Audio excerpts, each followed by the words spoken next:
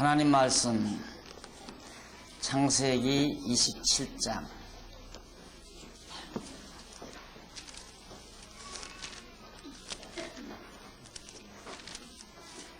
창세기 27장 1절 말씀 봅니다.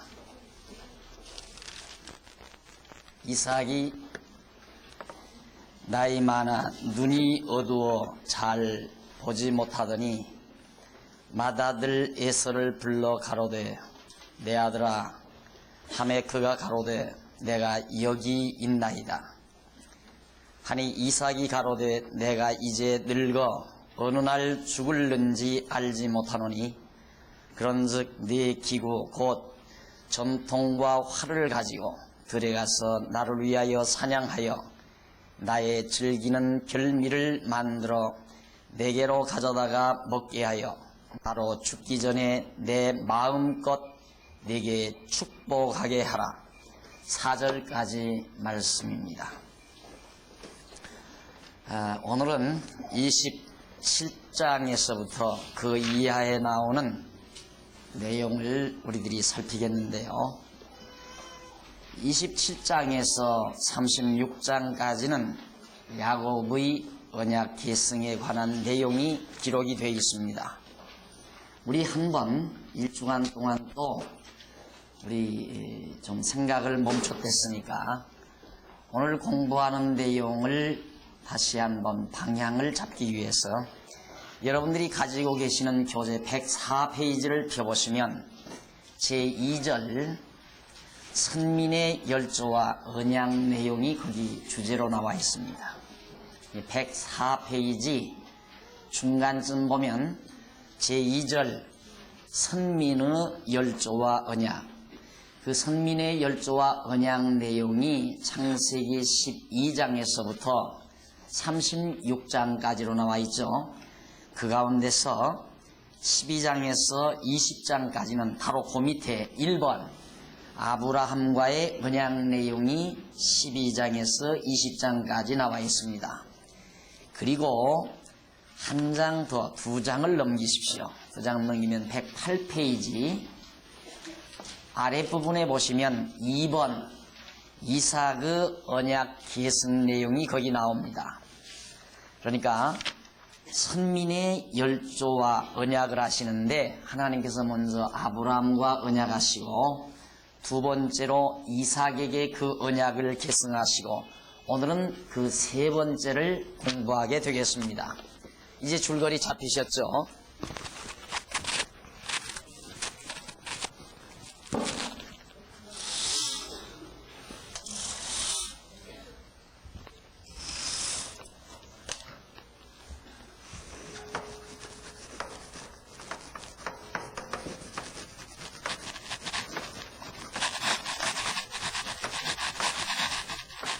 선민의 열조와의 언약 제2절 첫째,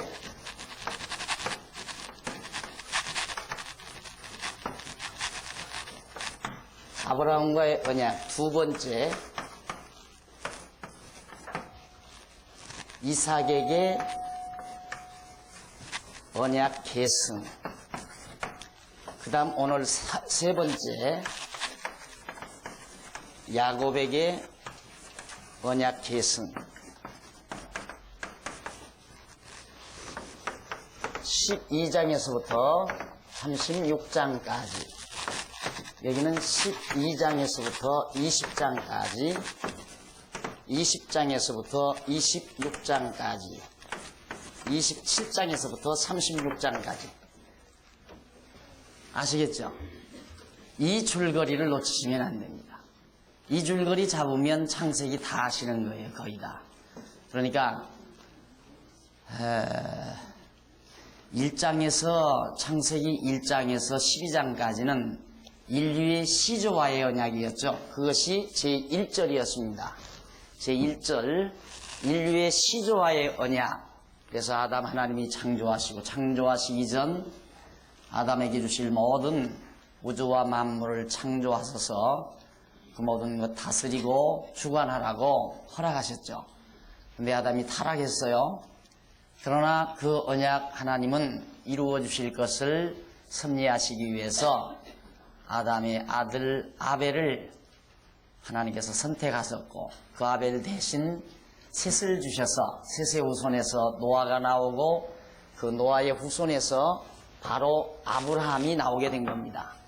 그래서 그 아브라함을 이스라엘 선민의 믿음의 조상으로 선택해서 아브라함에게 아담에게 했던 언약의 모형, 그러니까 실체가 아닌 하나의 그림자, 모형적인 언약을 아브라함에게 해주죠.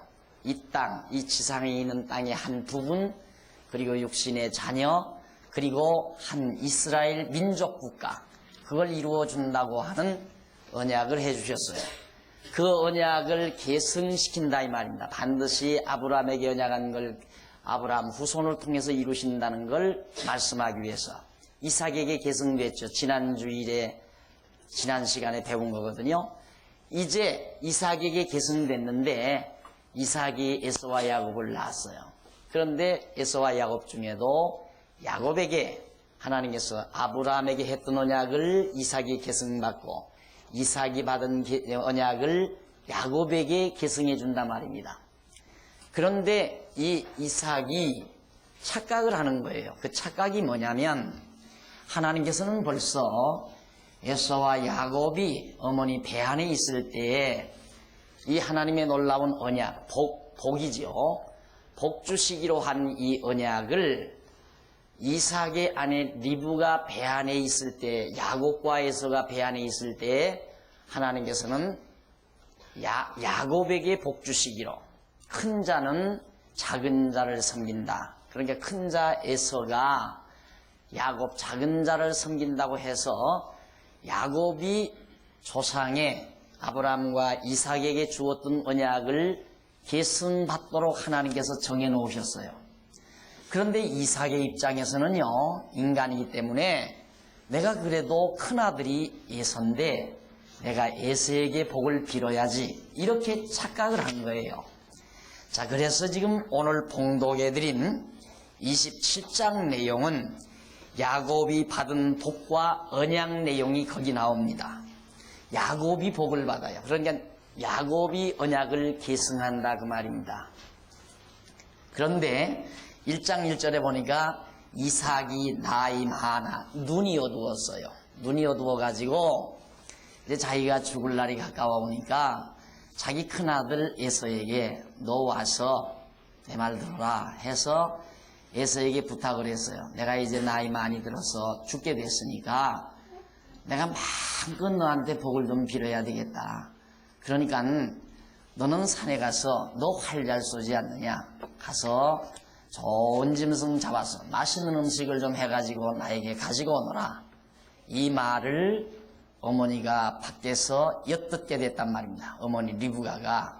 그러니까 야곱의 어머니죠. 이삭의 어머니고 쌍둥이의 어머니가 밖에서 딱 들으니까 자기 남편 이삭이 그렇게 큰아들 에서에게 그런 얘기를 하거든요. 그런데 어머니는 누구를 사랑했느냐 하면 야곱을 사랑했어요. 야곱은 저처럼 털도 없고 맨맨하고요. 에서는 털이 벌벌하게 생겼단 말입니다. 그러니까 에서는 사나이답게 생겼으니까 아버지가 좋아했고요. 야곱은 맨맨하니까, 그리고 집에서 설거지도 잘해주고 식물음도 잘해주고 그러니까 엄마가 좋아했어요. 그래서 결국 어머니는 야곱을 불러들여서 얘 큰일 났다. 너희 아버지가 그러는데 너희 형에게 복을 빈다고 그러니까 너는 빨리 저 오양간에 가서 양 한 마리 잡아오느라. 내가 맛있는 요리를 해줄 테니까. 그래서 야곱이 어머니가 시키는 대로 가서 양을 한 마리 잡아왔어요. 그걸로 어머니가 맛있는 요리를 했거든요. 해가지고 바로 형에서는 털이 벌벌하니까 자칫 잘못하면 아버지한테 들킬 염려가 있단 말입니다. 눈이 멀었지만, 눈이 잘 보이지 않지만. 그래서 어머니가 꾀를 내가지고 양털을 이 손에다가 다 입혀줬어요. 그래가지고 음식을 해서 어머니에게 들여보냈단 말이에요. 아버지 이삭에게 들여보냈어요. 이삭이 딱 아버지가 들어보니까 목소리는 보니까 분명히 에서가 아니에요. 야곱 같아요.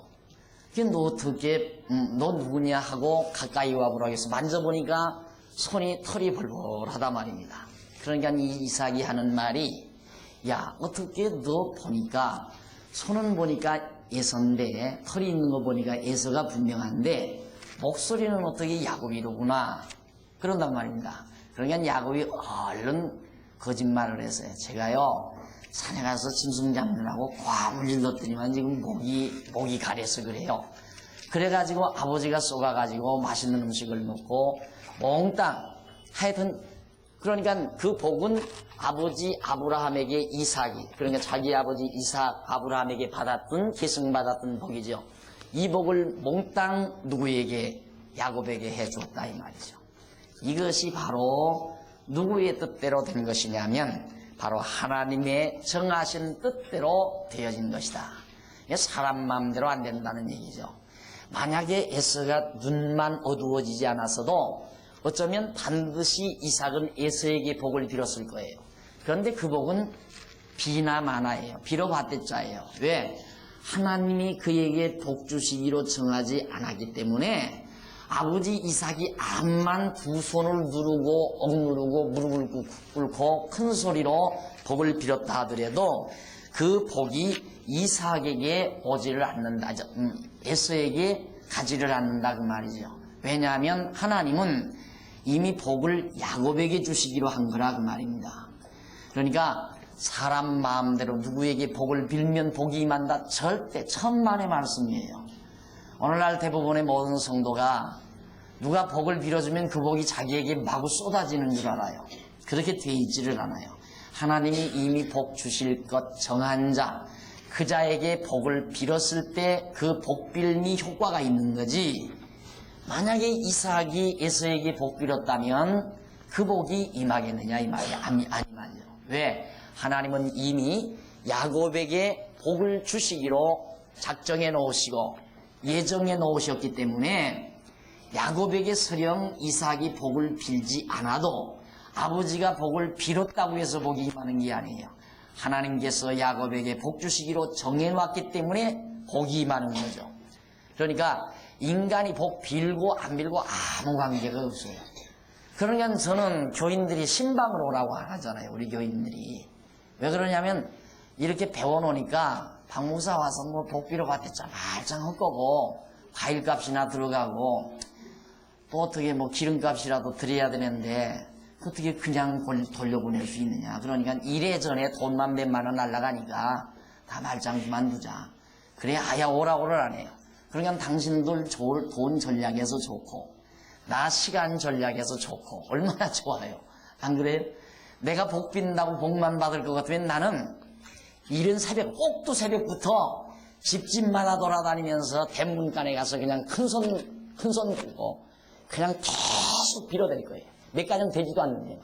한 200여 가정 되니까 계속 돌아다니면서 매일 지붕에다 대고 빌든가 대문짝에다 대고 빌든가. 그런데 많은 성도들이 그거에 다 놀아난단 말입니다. 복 빌면 복이 다 임하는 줄 알아요. 아니에요. 그렇게 하는 게 아니에요. 여러분들이 보니까 알겠잖아요. 성경 보니까. 이삭이 복을 빈다고 해서 복이 임하는 것이 아니로구나. 하나님께서 이미 야곱에게 복 주시기로 했고 그 복은 벌써 선민의 조상 아브라함에게 언약했기 때문에 그 언약은 누구를 위해서 이루어야 되느냐면 하나님 여호와 이름을 위해서 이루어야 돼요. 언약대로 이루시는 자라는 뜻이 여호와라고 그랬으니까 당신이 아브라함과 언약하시면서 네 자손을 인하여 만민이 복받으리라고 했으니까 하나님은 반드시 언약하셨으니까 언약대로 이루셔야 당신의 이름이 더럽혀지지 않는다 그 말이에요. 여호와라고 하는 이름이. 여호와라는 이름은 고유명사 아니에요. 하나님만이 가질 수 있는 오직 유일한 고유명사인데 그 이름이 더럽혀지면 어떻게 되겠어요? 우리들 그러죠. 이놈아 너희 아버지 이름 더럽히지 말아라. 그 말은 세상 잘 살아라 이 말이거든요. 마찬가지로 하나님도 당신의 이름 고유명사 여호와의 이름이 더럽혀지는 것은 당신이 언약하시고 언약을 안 이루시면은 그 이름이 더럽혀지는 거란 말입니다. 그러니까 이삭이 복을 빌든가 말든가 그거 상관없어요. 하나님은 당신의 이름을 위하여 아브라함에게 언약했으니까 그 언약이 자손들을 통해서 이루어져야 되는 거죠. 이래서 바로 이삭이 야곱에게 복을 빌게 된 것입니다. 그런데 그 복 비는 내용을 우리가 한번 간단히 정리해 보면요, 그 축복의 내용이 거기 나옵니다. 18절 한번 보실까요? 창세기 27장 18절에 보시면 야곱이 아버지에게 나아가서 내 아버지여 하고 부른데 가로되 내가 여기 있도다 하고 이제 나가서 다 이제 뭐 음성이 그렇다 하고 다 했잖아요. 그런데 조금 내려가서 25절 이삭이 가로되 내게로 가져오라 내 아들의 사냥한 고기를 먹고 내 마음껏 내게 축복하리라. 야곱이 그에게로 가져가매 그가 먹고 또 포도주를 가져가매 그가 마시고 그 아비 이삭이 그에게 이르되 내 아들아 가까이 와서 내게 입맞추라. 그가 가까이 가서 그에게 입맞추니 아비가 그 옷의 향취를 맡고 그에게 축복하여 가로되 내 아들의 향취는 여호와의 복주신 밭의 향취로다. 하나님은 하늘의 이슬과 땅의 기름짐이며 풍성한 곡식과 포도주로 내게 주시기를 원하노라. 식량, 양식의 풍성함, 먹고 사는데 풍성함을 주실 것. 그 다음 29절 만민이 너를 섬기고 열국이 내게 굴복하리니, 이것이 큰 민족을 이루어서 모든 만민이 너를 섬기겠고 많은 열국이, 여기서 열국이라고 하는 말은 열국이라는 말보다는 많은 백성이라는 말로 번역이 되는 게 훨씬 좋은 번역입니다. 많은 백성이 내게 굴복하리니 네가 형제들의 주가 되고 내 어미의 아들들이 내게 굴복하며 네게 저주하는 자는 저주를 받고 네게 축복하는 자는 복을 받기를 원하노라. 가장 모든 형제 중에 으뜸이 될 것을 복비로써요. 이것이 바로 아브라함에게 언약했던 복의 원리와 같은 내용입니다. 이런 복을 또 받고 났는데 그 이하에 조금 내려가서 보면요,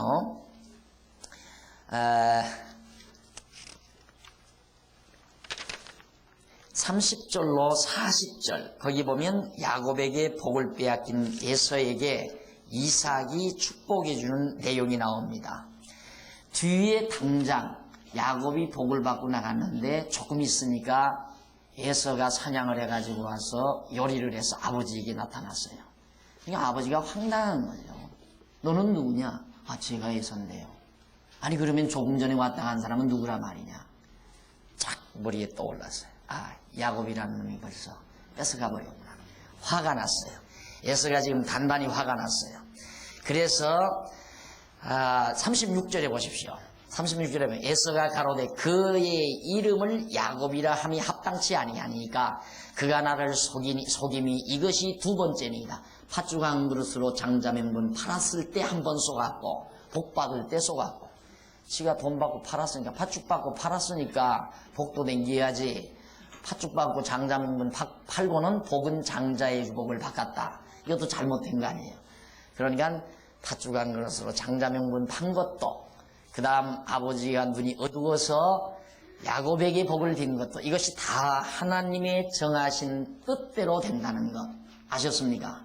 그러니까 누가 나를 속였다, 내가 속임을 당했다, 역시 내가 속임당해서 돈을 손해봤다, 하나님의 뜻대로 된 거예요. 모두가 다 하나님의 뜻대로 되지 않는 일이란 아무것도 없습니다.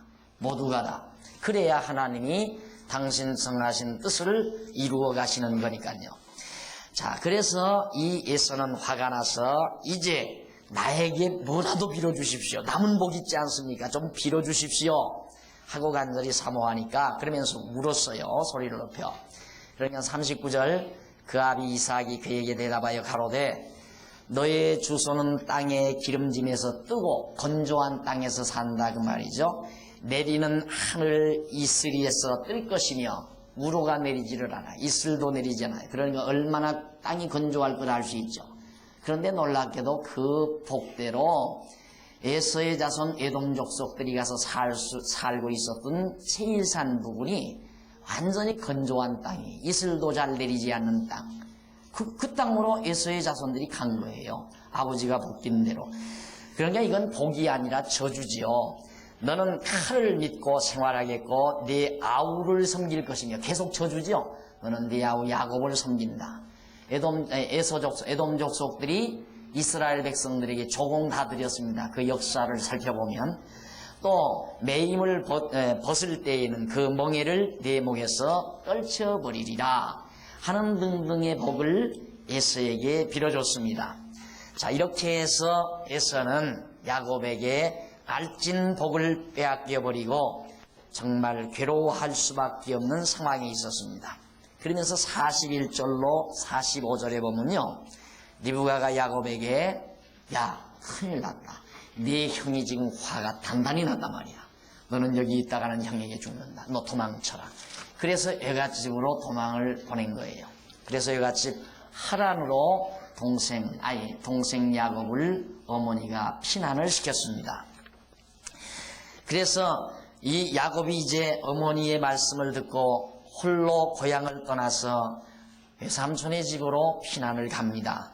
가는 도중 27장 46절로 28장까지 보면 하나님이 야곱에게 구체적으로 언약을 해요. 그러니까 앞에서 이삭이 야곱에게 복빈 것보다 이제 진짜 하나님이 직접 야곱에게 나타나서서 복을 비는, 언약을 재확인하는 이 말씀이, 이게 진국이죠. 이것이 진짜란 말입니다. 한번 보십시다. 46절로 28장 5절까지 보면 어머니 리브가가 꾀를 내어서 야곱을 외가로 보내는데 성공을 했어요. 그래서 외갓집으로 가라고 그랬는데 6절로 9절 28장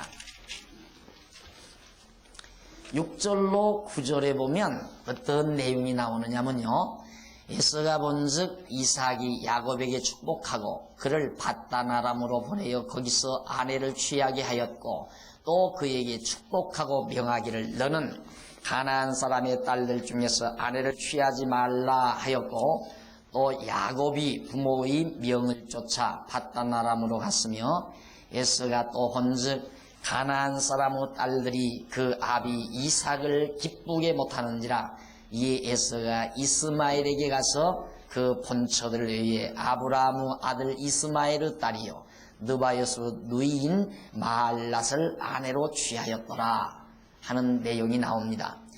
자, 그 앞서 그 앞서 27장 46절에 보면 리브가가 이삭에게 이르되 내가 햇사람의 딸들을 인하여 나의 생명을 싫어하거늘 야곱이 만일 이 땅의 딸들 곧 그들과 같은 햇사람의 딸들 중에서 아내를 취하면 나의 생명이 내게 무슨 재미가 있으리까? 이 에서가 축복을 빼앗긴 에서가 햇사람, 그러니까 가나안 땅에 살고 있는 햇사람 여인을 아내로 맞아들인 거예요. 그러니까 검은 피부를 가지고 있는 함의 후손의 여인을, 가나안의 후손의 여인을 바로 자기 아내로 맞아들인 거예요, 에서가. 그러니까 리브가가 얼마나 그 며느리 때문에 속을 상했겠어요. 어머니들은 다, 시어머님들은 며느리 잘 들어오는 것이 제일 아닙니까? 순종 잘하고 봉양 잘하는 그런 착한 며느리 얻으면 행복이라고 그러잖아요. 그런데 리브가는 불행하게도 에서의 며느리가 못돼 먹었단 말입니다. 그걸 아브라함에게 고자질을 하네. 난 도저히 저런 며느리가 또 들면 나는 무슨 재미로 세상을 사느냐. 그러니 야곱을 여기다 놔두면 야곱도 이 땅 여자하고 결혼한다. 그러니까 우리 친정으로 보냅시다. 그렇게 해서 살짝 꾀를 써가지고 야곱을 외갓집으로 피난시킨 거란 말입니다. 사실은 에서가 죽일까 봐서 피난을 시킨 건데, 그래서 야곱이 외삼촌의 집으로 가게 된 거예요. 가는데 10절로 15절에 보면 야곱이 외가로 가다가 꿈에 여호와께 언약을 받습니다. 그 10절 한번 보실래요? 야곱이 브엘세바에서 떠나 하란으로 향하여 가더니 한 곳에 이르러 해가 진지라.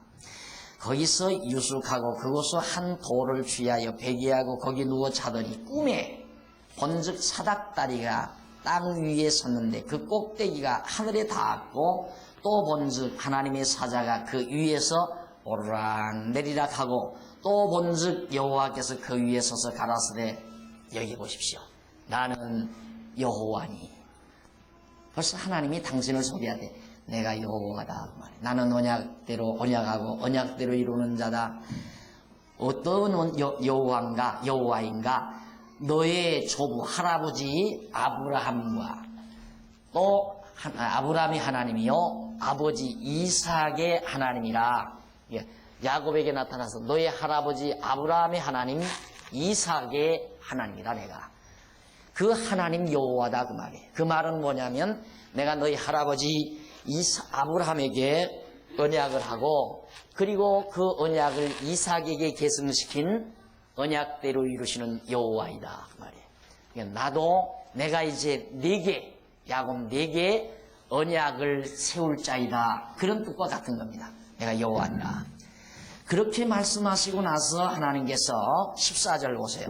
내 자손이 땅에 티끌같이 되어서 똑같죠? 아브라함에게 언약한 거나 이삭에게 언약한 거나 똑같아요. 내 자손이 땅에 티끌같이 되어서 동서남북에 편만할지며 땅의 모든 족속이 너와 네 자손을 인하여 복을 얻으리라. 내가 너와 함께 있어 네가 어디로 가든지 너를 지키며 너를 이끌어 이 땅으로 돌아오게 할지라. 내가 네게 허락한 것을 다 이루기까지 너를 떠나지 아니하리라 하시니라. 완벽한 하나님의 3대 언약이죠.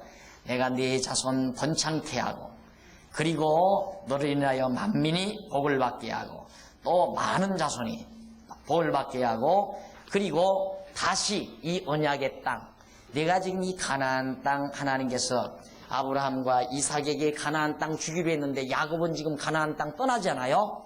걱정 말고 떠나라 이거예요. 너 가서 너를 통해서 이룰 일들을 다 이루기까지 내가 너와 함께하고 떠나지 않고 반드시 내가 너희 조상들에게 약속한 언약의 땅으로 다시 돌아오도록 해주겠다. 야곱이 그 말씀을 듣고 안심을 하게 된 거죠.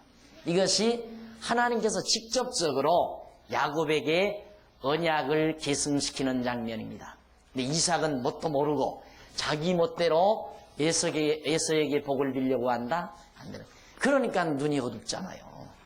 그러니까 그런 생각을 했기 때문에 너는 눈 보면 안 된다. 그래가지고 눈을 싹 어둡게 만들어가지고 하나님 계획대로 야곱에게 복을 빌도록 섭리하신 하나님.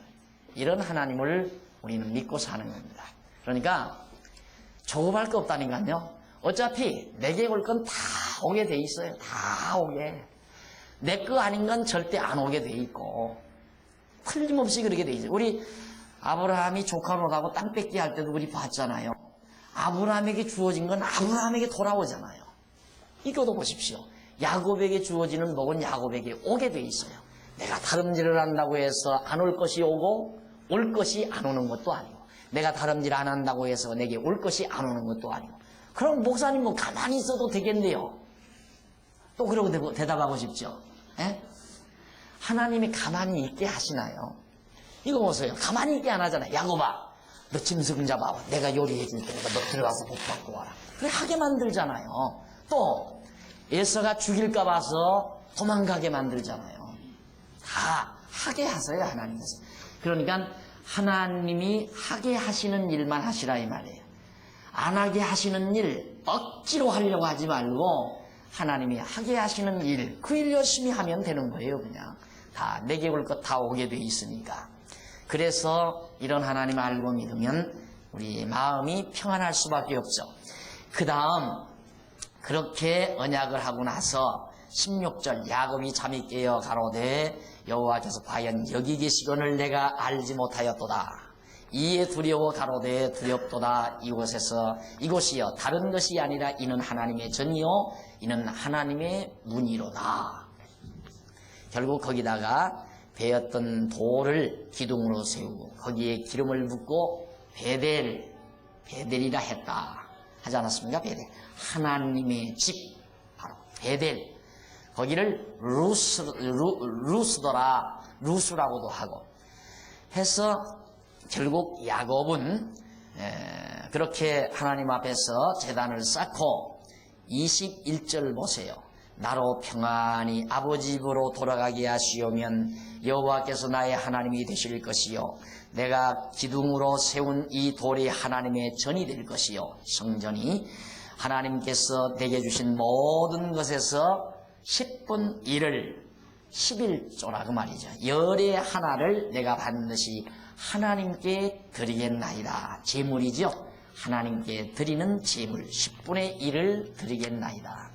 그러니까 내가 항상 그러잖아요. 제물은 영원한 제물이신 그리스도에 대한 모형이라고요. 뭐 틀린 데 있어요? 너무 정확하게 잘 맞잖아요. 11조라고 하는 것은 하나님께 드리는 제물이에요. 양과 송아지처럼 하나님께 드리는 제물로 쓰는 것이 11조라 말입니다. 그러니까 이 모든 제물은 장차 우리를 위해서 피 흘려 십자가에 죽어주실 영원한 제물이신 그리스도에 대한 모형과 그림자였단 말입니다. 그러니까 이제 하나님께서 우리들한테 한 달에 100만 원 번내서 10만 원짜리에 받는 게 아니에요.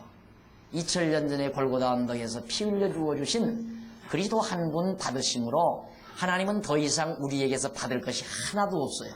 다 받으셨어요. 재물, 영원한 재물 받으셨으니까.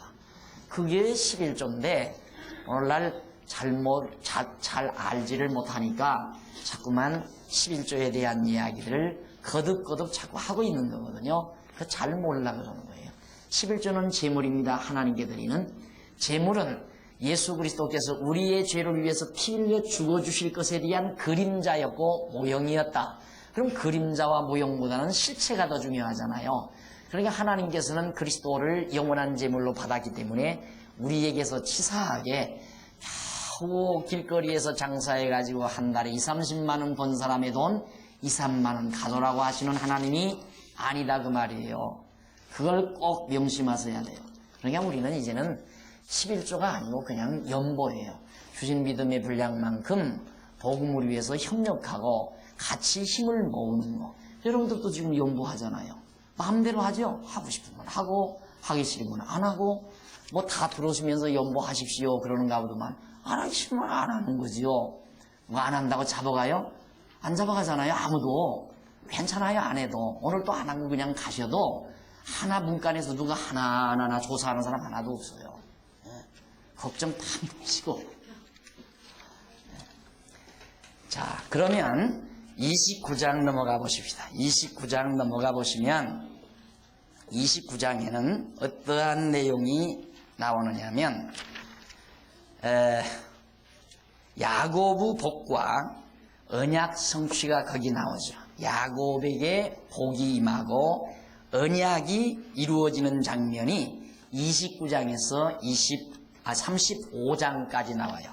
그러니까 이미 야곱에게 언약이 계승됐으니까 야곱에게 복이 임해야 되고 또 그 언약이 이루어져야 되잖아요. 그런데 그 밑에 29장에서 30장까지 보면요. 양쪽 가로 1번 나오죠. 거기 보면 야고보 자손이 번창하는 내용이 나와요. 하나님께서 네 자손이 하늘의 별과 바닷가의 모래알처럼 많아진다 하시더니만은 진짜 야곱의 자손이 쫙 번창하는 장면이. 우선 야곱이 이제 외삼촌의 집에를 떠가요.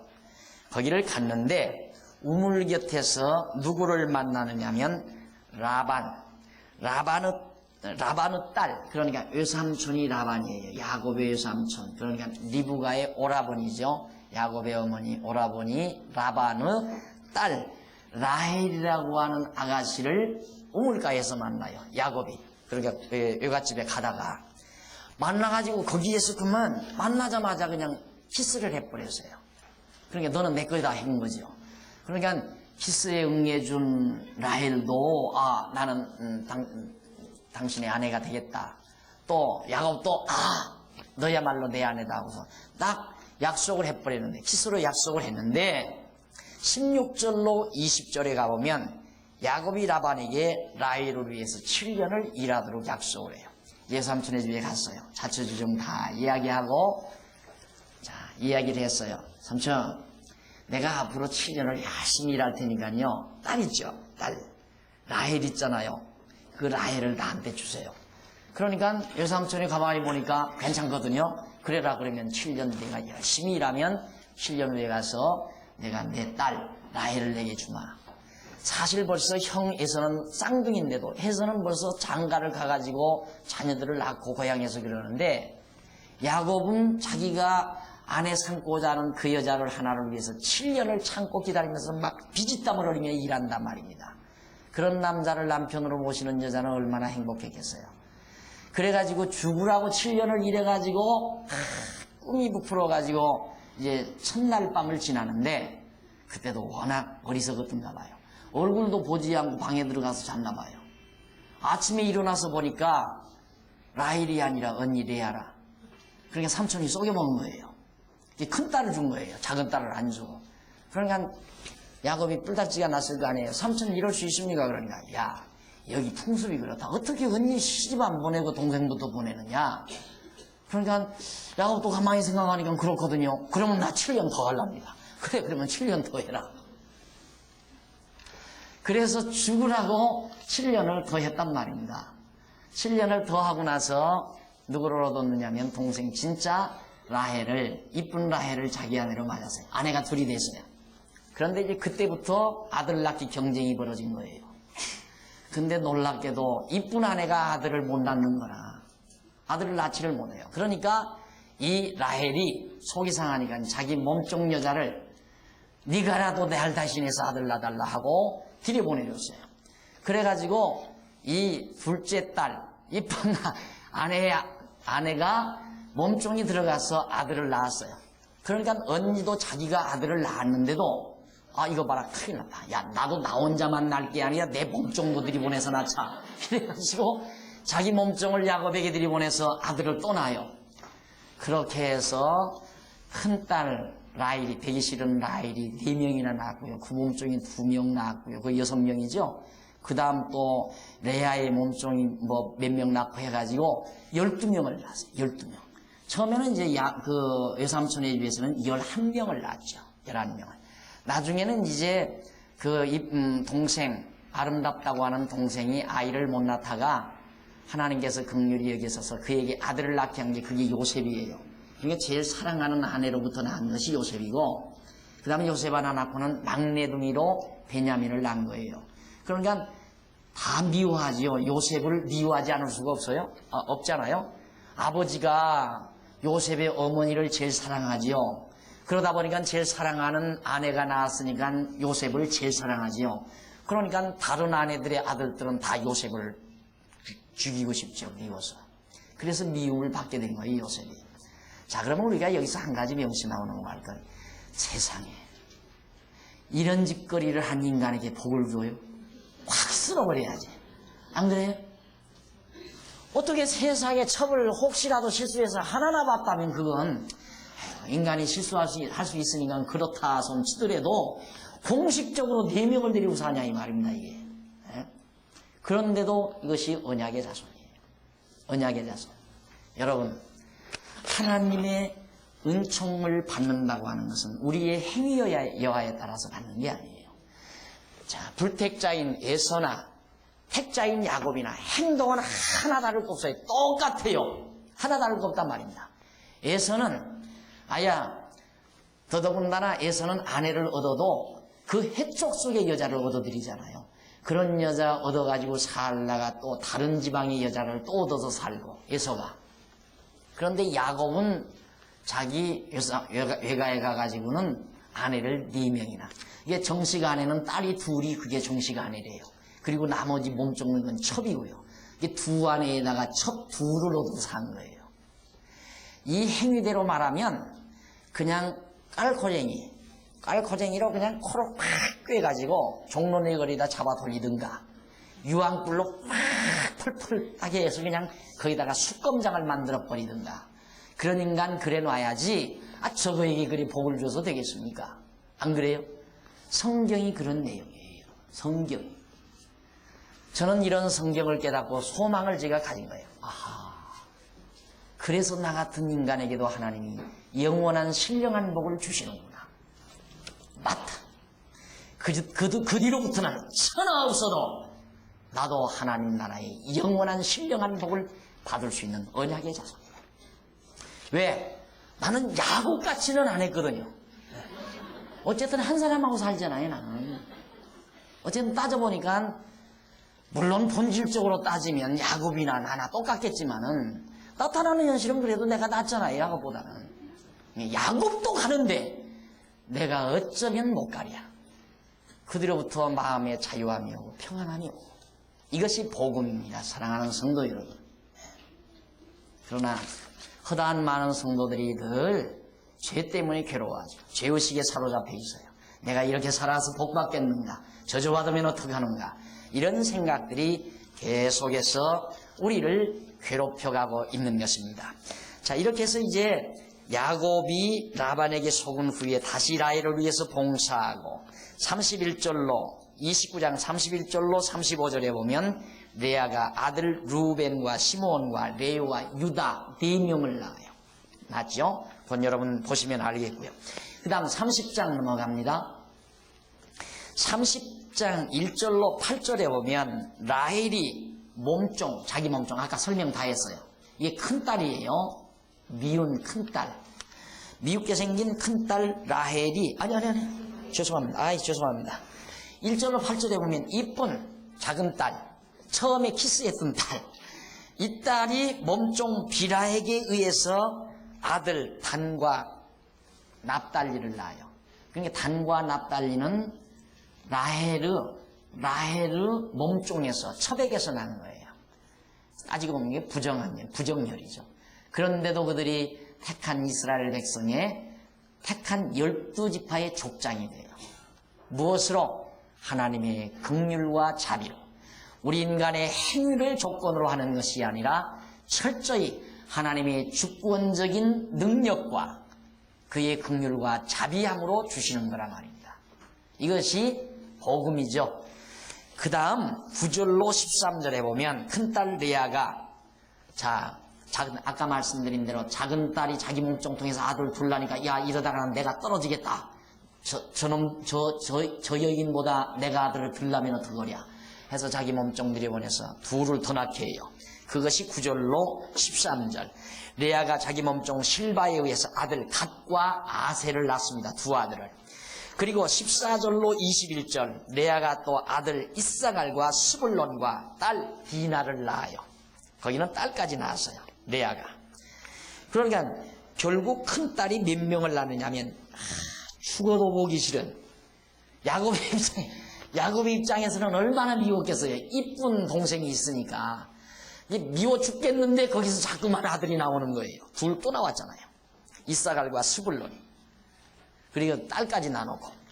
그리고 22절로 24절에 보면 하나님이 라헬을 생각해서, 그러니까 작은 딸이죠, 라헬을 생각해서 요셉을 처음으로 낳게 합니다. 얼마나 이쁘겠어요. 한번 상상해 보세요. 자기가 제일 사랑하는 아내가 도저히 자녀를 낳지 못하다가 제일 늦게야 요셉을 하나 딱 낳았으니까 뭐 그 관심이야 이루 말할 수 없겠죠. 애지중지 대단했겠죠. 이런 내용이 바로 지금 24절까지 나옵니다. 그리고 25절로 36절은 야곱이 외삼촌과 품삯의 표징을 정하고 일을 시작하게 됐어요. 자, 그러니까 야곱은 자기가 얻고 싶은 아내 하나를 위해서 14년 동안 완전히 죽을 고생을 한 거예요. 14년 동안. 생기기는 어떻게 생겼는지 모르지만 사내다운 인간이죠. 따지고 보면 14년 동안 죽을 고생을 해서 라헬을 얻어가지고 거기에서 아들 요셉을 보았는데, 자, 그때 이제 가만히 생각하니까 자기도 이제 처자식이 있으니까 먹여 살려야 되지 않겠어요. 그래서 자기 외삼촌하고 약정을 해요. 나도 이제는 공으로 일할 수 없지 않습니까? 이제까지 일하는 것은 다 외삼촌이 나를 썩여 먹었지만 어쨌든 내가 14년 동안은 내 아내를 위해서 했지만은 이제부터는 나도 공으로 일 못하겠으니까 정하십시다. 그래서 품삯을 정해요. 품삯을 정하는데 이제부터 내가 기르는 양들이 얼룩무늬 양이 나오는 것은 전부 내 걸로 하고 얼룩무늬가 아닌 건 다 외삼촌 것으로 그렇게 하십시다.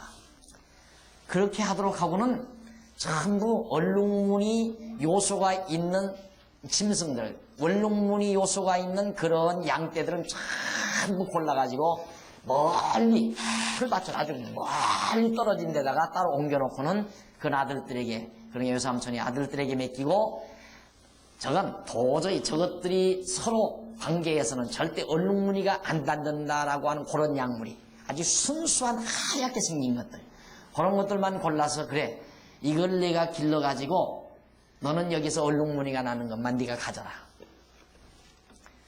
자, 얼마나 이게 불공평한 일입니까? 그냥 섞어놓고 해야 공평한 거 아니에요? 그런데 얼룩무늬는 다 골라다가 멀리 떼놓고, 얼룩무늬 새끼가 안 나올 것만 순 놈은 더더구나 하얀 것들만, 앞놈도 물론이지만 그런 것들만 골라가지고 너 이거 길러가지고 이제부터 얼룩무늬 나는 건 네가 져라. 야곱인들 짓습니까? 하나님께서 야곱에게 지혜를 주죠. 그래서 얼룩무늬가 낳게 하는 방법을, 수단을 써요. 야곱이. 이게 낳았다 하면 얼룩무늬야 이게. 이게 하나님이 함께 하시는 일이라, 쉽게 말하면. 이게 복 받을 자는 천하 없이 방해를 해도 복을 받게 돼 있어요. 물론 육신의 복도 마찬가지고 영적 복도, 신령한 복도 마찬가지예요. 우리가 이 땅에 사는 동안 우리에게 주어지는, 하나님께서 주시기로 하는 것은 천하 없는 방해꾼이 있어도 되어지게 돼 있단 말입니다. 하나님이 하시는데 그걸 누가 방해를 해요? 이래가지고 한 7년 하다 보니까 재산이, 외삼촌의 재산이 다 누구에게로 옮겨오느냐면 야곱에게 다 옮겨오는 거예요. 그러니까 외삼촌 아들들이 뿔딱지가 난 거예요. 야, 저 지금 야곱이 우리 아버지 재산 다 갈취해 갔다. 갈취해 가기는 뭐가 갈취해 가요? 다 계약서 쓰고 했는데, 계약서 쓴지는 모르지만 약속은 다 했는 건데, 얼룩무늬 난 건 내 거다 약속하고 한 건데, 이 얼룩무늬 봐라, 이거 물 색깔 칠한 것도 아니고, 그때는 페인트도 없는데 페인트 칠한 것도 아니고, 한번 내 눈으로 확인해 봐라. 확인해 봤대자 필요 없잖아요. 다 하나님께서 야곱에게 주시려고. 하여튼 그것도 비질비질 병신 같은 건 얼룩무늬가 아니고, 아주 토실토실 기름지게 잘생긴 건 전부 얼룩무늬라. 이러다가 보니까 야곱의 외삼촌의 아들들이 야곱을 정말 그 다음부터 이제 시기하게 되고 질투하게 되고, 이러다 보면 잘못하면 찔러 죽이잖아요. 저 아버지도 찔러 죽이고, 요즘 자기 아버지도 찔러 죽이는데 그건 뭐 야곱 못 찔러 죽이겠어요? 이거 돼야 뭐 매형인데, 매형, 안 그래요? 매형이면, 매형 아니면 매제란 말입니다. 야곱이. 자기 아버지 재산 다 뺏어가는데 매제 그까지는 못 찔러 죽여요? 그래서 하나님께서 결국 야곱을 도망치게 만드십니다. 그래서 야곱이 아내들 데리고 도망쳐 나와요. 거기서 몰래, 누구 몰래? 왜? 외삼촌한테 얘기하니까 못 가게 해요. 안 된다고. 너 못 간다. 그러니까 못 간다 그러면 어떻게 되겠어요? 이 야곱은 하나님께서 분명히 고향 땅으로 돌아간다고 그랬는데, 아들도 이렇게 11명이나 낳았고 아내도 4명이나 되고 재산도 이렇게 많이 불었으니까, 내가 이제 근무히 환영해야 되겠다. 난 성공했으니까 내 고향 땅 어머니 아버지가 계신 곳으로 가야 되겠다 생각을 하고 이제 몰래, 외삼촌 몰래 출발을 하게 됩니다.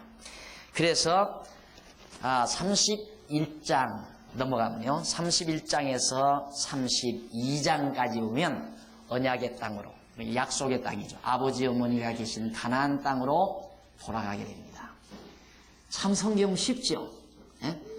이런 성경, 이렇게 강의를 하면 국민학교 아이들도 다 알아들어요. 성경이 어려운 게 아니에요. 이렇게 알다 보니까 하나님이 보이잖아요. 그렇죠? 하나님이 딱 보이는 듯 싶죠? 하나님이 보이는 듯 싶을 뿐만 아니라 살아계시다는 게 너무 분명하잖아요. 이야, 진짜 하나님이 안 살아계시면 어떻게 이런 일이 있을 수 있겠는가? 너무 분명하잖아요. 하나님께서 아브라함에게 언약하시고 그 아들 이삭에게 계승시키시고 야곱에게 언약을 계승시키더니만 하나님께서 11명의 아들을 번창시키시고 그것도 어떻게 홀홀단신 지팡이만 하나 탁 들고 고향 땅을 떠나간 야곱에게 21년 만에 아내 4세대가 자녀들 11명에다가 노비들에다가 엄청난 양떼들에다가 큰 거부가 돼가지고 돌아오게 하시는 하나님의 놀라운 능력.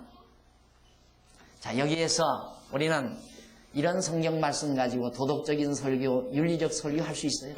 여러분, 야곱은 하나님께 기도해서 복을 받은 사람입니다. 우리는 야곱을 본받으십시다. 설교해도 되나요? 네? 야곱을 본받으십시다 설교하면 아마 여러분들 우리 남자 집사님들 그시로 가서 그냥 쳐버더 드리느라고 난릴 거예요. 왜? 하고 싶은 것이 성경에서 하라고 그러니까. 야곱 본받으라고 했으니까. 안 그래요? 그거 어떻게 가능하냐 이 말이에요. 성경은 윤리적으로 도덕적으로 풀으면 안 되는 건데 계속 모든 설교가 그 말 잘하는 분 있잖아요. 뭐 굉장한 대학에 들어앉아 계시다는 분. 그 양반은 텔레비에만 나왔다 하면 공자맹자 찾는 양반이야. 그것도 기독교에서 가장 영향력 있다는 교수가 예수 이름 빙자해가지고 공자맹자만 주장한다 이 말이에요. 난 미워 죽겠어요 솔직히. 준 것도 없지만. 왜? 기독교를 오염시키니까. 복음을 오염시킨다 그 말이에요. 그분한테 아마 야곱 데려가면 그건 당장 목을 잘라라 그럴 거예요. 그놈을 당장 목을 잘라라. 그 사람한테 야곱 데리고 가면. 그럼 하나님은 안 된다 이놈. 내가 이미 복 주기로 언약한 자이다. 네가 뭐기에 목을 자르라고 그러느냐. 그렇게 아니겠어요. 안 맞죠? 맞아요 안 맞아요.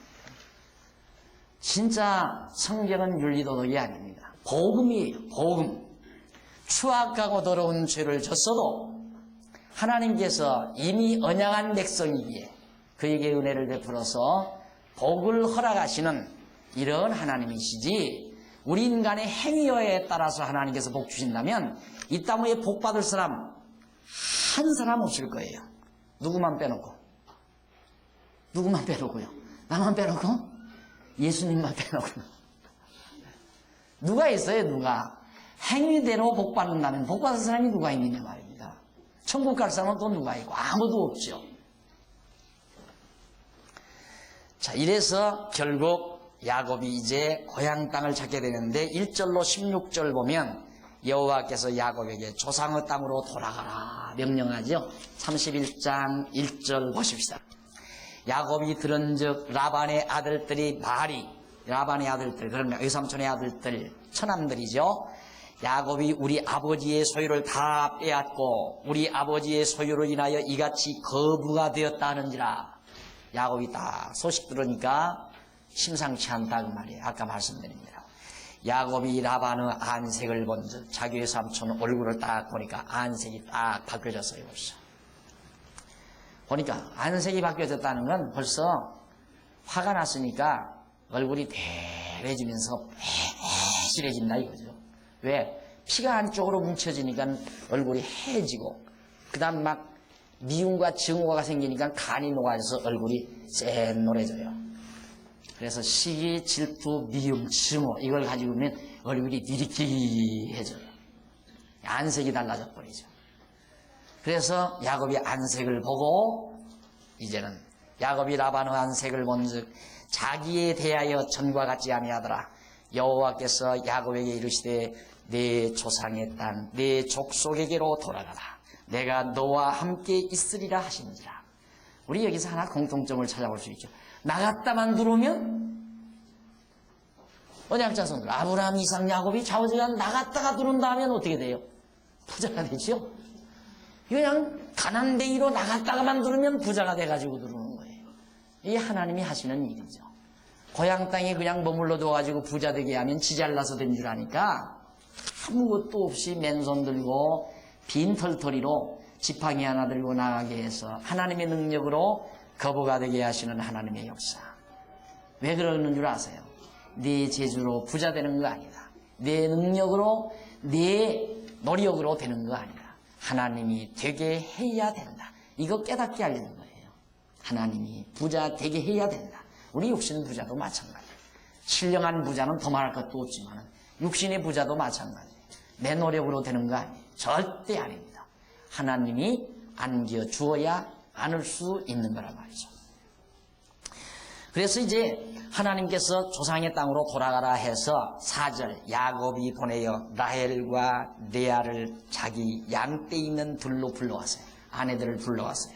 그래서 그들에게 이르되 내가 그대들의 아버지의 안색을 본즉 내게 대하여 전과 같지 아니하도다. 그러할지라도 내 아버지의 하나님은 나와 함께 계셨느니라. 야곱이 하나님이지 알았죠.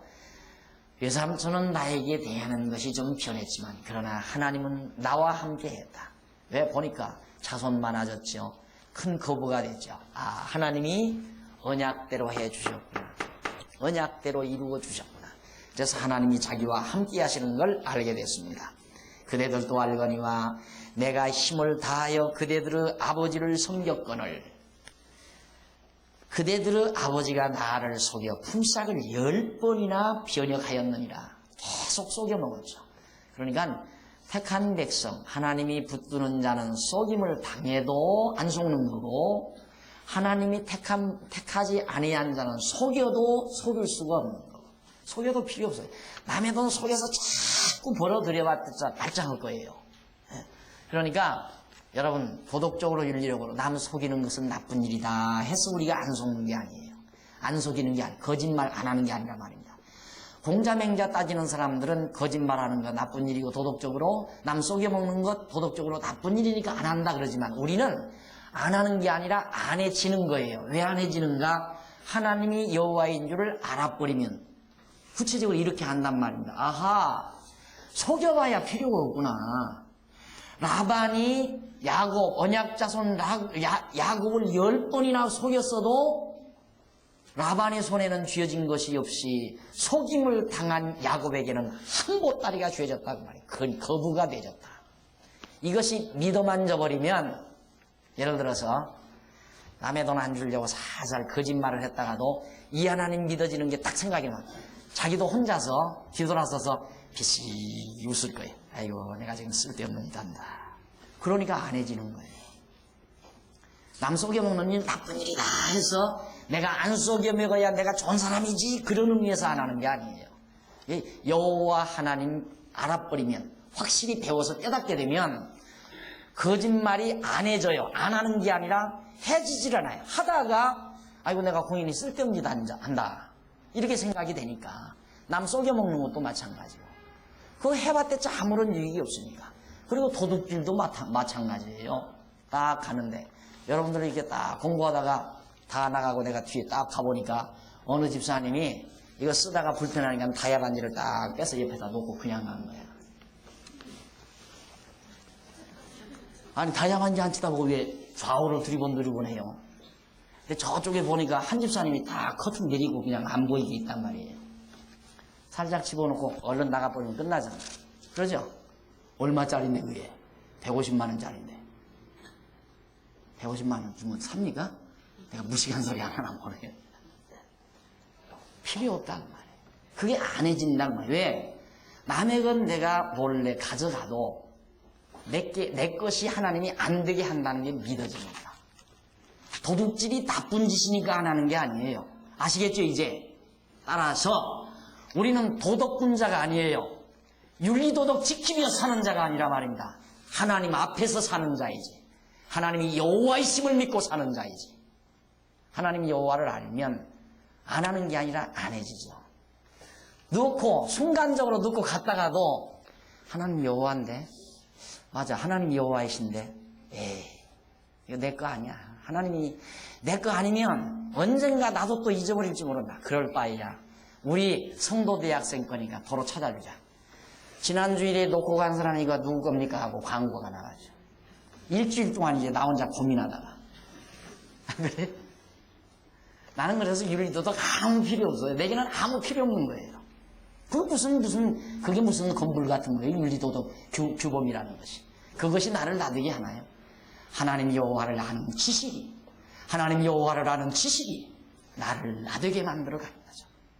진실되게 아름답게 깨끗하게 그렇게 누가 만들어가는가? 하나님이 여호와를 아는 지식이 그렇게 만들어간다. 그래서 그가 이르기를 점 없는 것, 쭉 얘기해요. 점 없는 것, 점 있는 것이 네 싹이 되리라 하면 온 양떼에 난 것이 점 있는 것이 되고, 점 있는 것이요. 8절에 나오죠. 8절 중반전. 또 얼룩무늬 있는 것이 네 싹이 되리라 하면 온 양떼에 낳은 것이 얼룩무늬의 것이, 얼룩무늬 있는 것이니 하나님이 이같이 그대들의 아버지의 짐승을 빼앗아 내게 주셨느니라. 너희 아버지 것을 하나님이 뺏어서 내게 준 것이 내가 뺏은 게 아니라 그 말이에요. 이게 믿어지면 오늘 저녁보다 훨씬 편하겠죠. 에? 돈 걱정하신 분 있어요? 에? 뭐 막 걷어 잡으려고 막 저거 꼭 걷어 잡아야 되겠는데 하고 고민하신 분 있습니까? 편히 주무세요.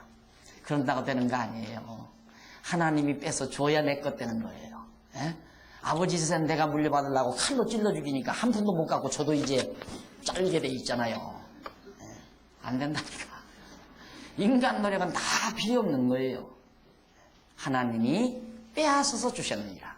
이 야곱의 이 말이 얼마나 멋있는지 모릅니다. 하나님이 뺏어서 내게 준 거지 내가 뺏은 거 아니다 이 말이에요.